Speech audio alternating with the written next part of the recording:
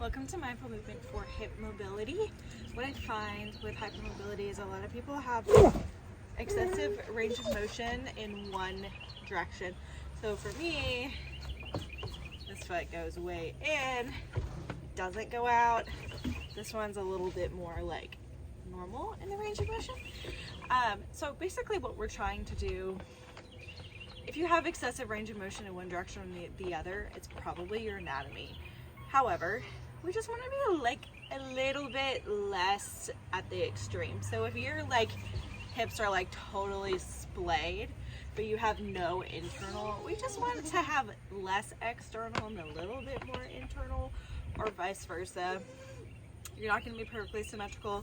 We're not going to change your structure. We just, especially if you're getting pinching in there, we just want to make sure you're strong all around the hip joint and not hanging on our ligaments. So all you really need today is a mat and your water. So let's get started.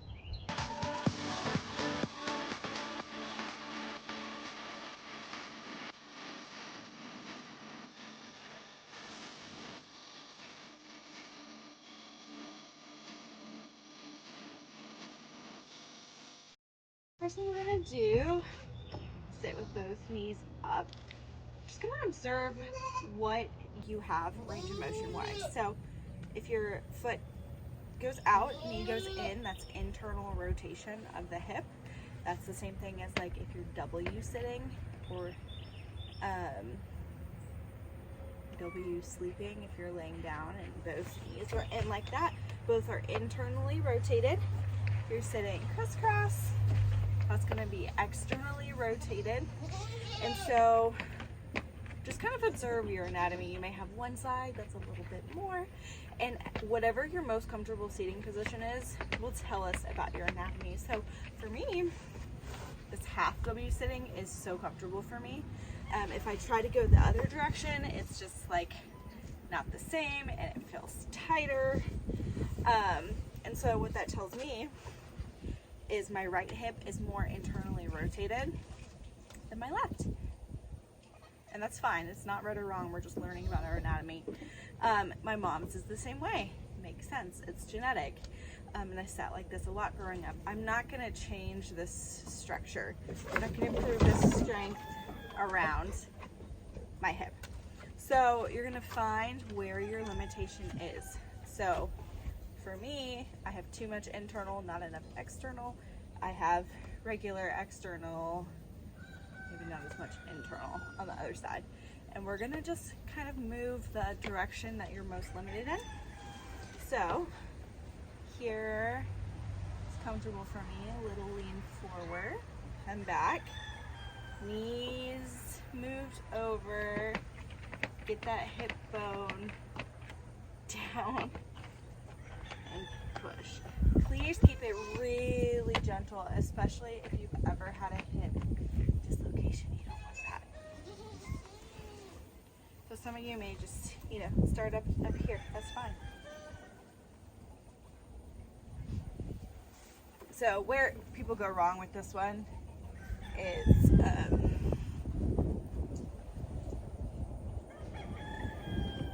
letting your hips come up. So if you come here and your hip hikes up, you're not actually getting a good stretch there. You're just using your low back.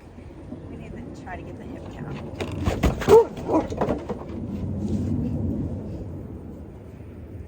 So here, find the limitation. Don't keep going where your hip comes up. Find the limitation.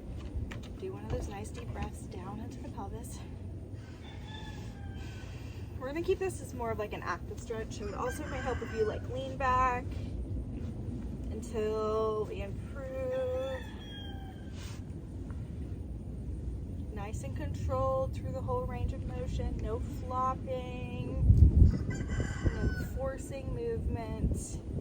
Just kind of observe where your limitation is. So the more you do, and as you work on this, you'll be able to come up higher and higher. If you're already there, the next progression would be over and up, down, over,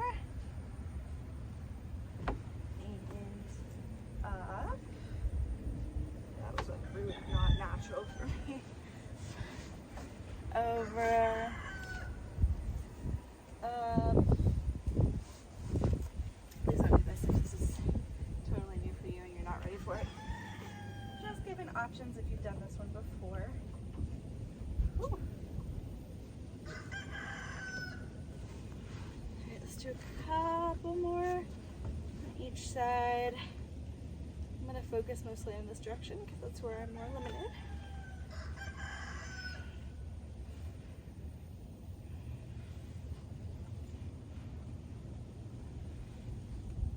And 2 more. And a hold, deep breath. All right. I'm gonna spread the legs out. Not doing the splits or anything. Gonna bring one toe up and the other.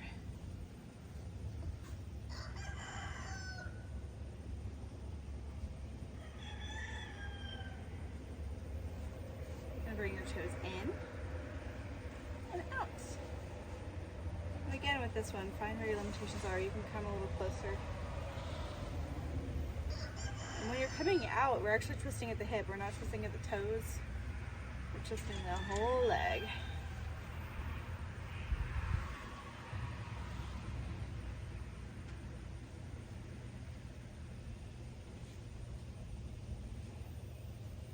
Doing about 5 of these on each side. I'm just assisting with my hands. You don't have to use your hands, but just make sure it's this big bone is what's rotating, the femur. Everything else is just following.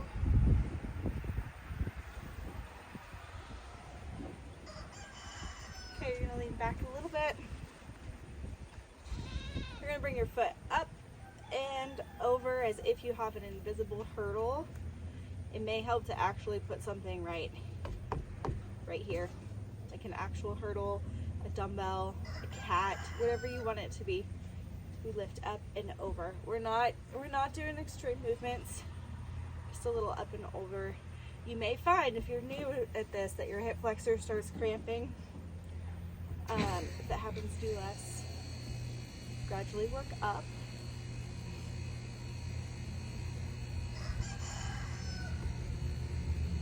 Doing 6 on each side. This is about 5. One more. And then switch sides. Up and over. 1, 2. This one too, like the more you're leaned up, it's going to be harder, so just find what works for you.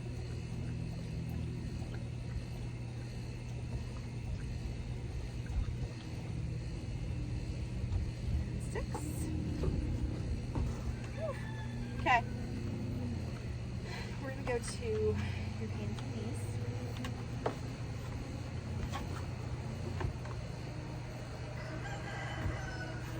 The cushion under your wrists if you need to. You can also just kind of hold your mat up, put your wrist here and let your fingers come off. Roll that up as much as you need to.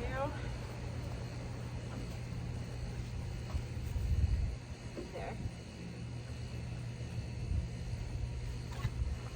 Okay. Here we go. We are going to keep your back flat. Knees a little bit close. Start with your shoulders, don't sink in. You're gonna come back, press away, neck is neutral with the spine. Just by pushing away at their shoulder blades, you should be feeling a little bit happening with your core, but we're not clenching, bracing, squeezing. Just breathing. Keep your shoulders pressed away. You're gonna take your leg, bring it straight back. You're going to come up without arching your back. It may help to do this in front of the mirror. You're then going to come out to the side like you're doing a little fire hydrant. You're going to come up and around and forward. You may get a little crank. You're going to come up to the opposite, back as far as you can, and down. So you're probably going to want to use your low back for all this, so try to be really, really mindful that you're using your hip. You can only go as far as it'll go. If you're using your back, you're probably just going to go really far, but if you have it controlled and you go only as far as your hip wants to go, then you're going to get a lot more out of it. I'm gonna do 5 each direction.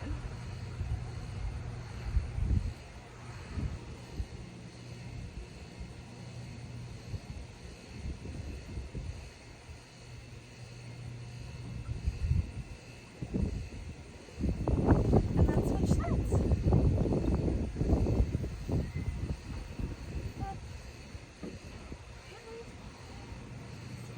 Switch. I would suggest, even like after this video, make a video of yourself doing this one for feedback, and then just kind of practice it.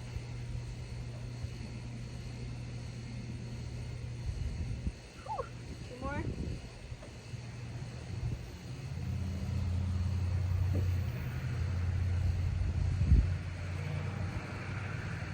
And we're gonna do knees apart and come down into child's pose, arms straight or bent. Bent is just comfortable for me right now. Take a couple of deep breaths way down into the pelvic floor.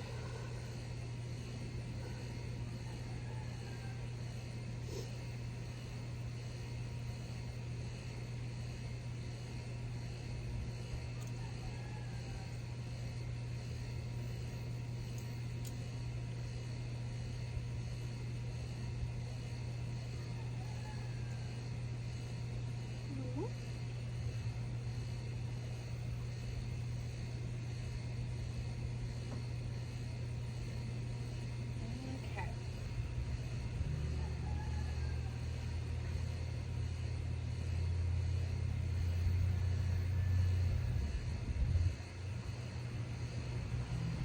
We're gonna go to your side. So slowly get up. Come to your side. So we've done this one multiple times where that top leg comes up and down. I'm gonna do the opposite. I'm gonna have you put your top leg on a chair. Probably should have told you that before I had you lay down. Let me get my chair. Or a goat milker. You're gonna put top leg up. I'm gonna just lay it all the way down, or you can prop yourself up. The bottom leg you're going to bring up to the top leg. For 10, 5,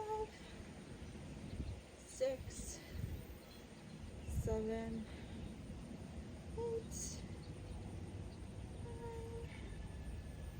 10. If you get a lot of knee pain with it, then I would suggest just bending the top knee and putting the knee on the chair instead of straight leg. So that's level 1. Level 2 would be actually coming up. So you're going to push through the top leg to come here and just hold. That was hard. Okay. Woo! Okay, let's do it again. What's hard with this one is not just using your shoulder. We want to really, really push with this top inner thigh. So I'm going to actually bend my bottom knee and then push up. There we go, that's a little better.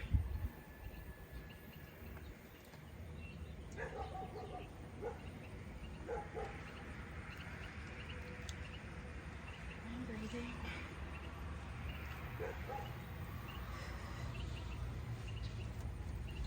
And hold.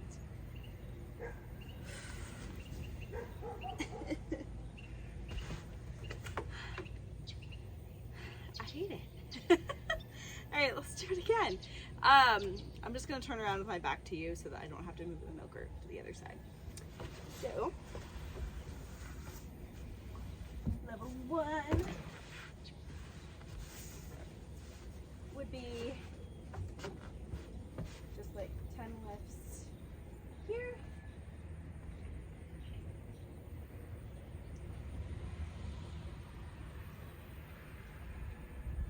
And then level 2 would be leg up here, knee forward, forearm, push through the top leg.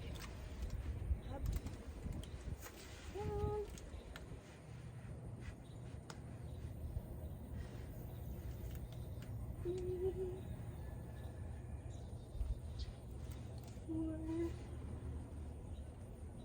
Use your legs, not your arms. 5.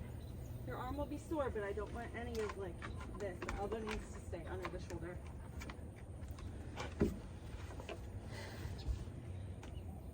Whew. I really hate working adductors because it's just a commonly missed muscle, but it's still good for you.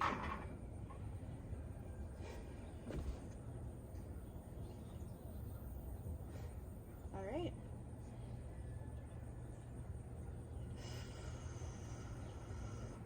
Last thing we're gonna do is plank just for funsies.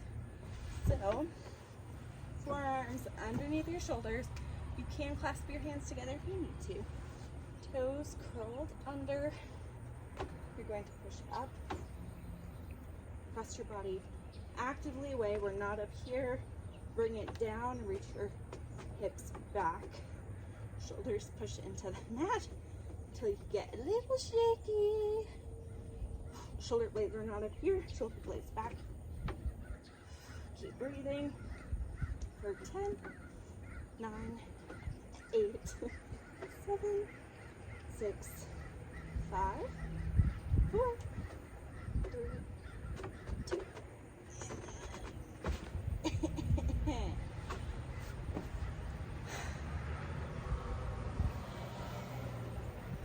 All right, my heart rate's getting up, so I'm gonna give myself a break. Thank you for joining. Again, practice any of these movements that you feel like you need. Slowly take your time getting up, and I'll see you tomorrow.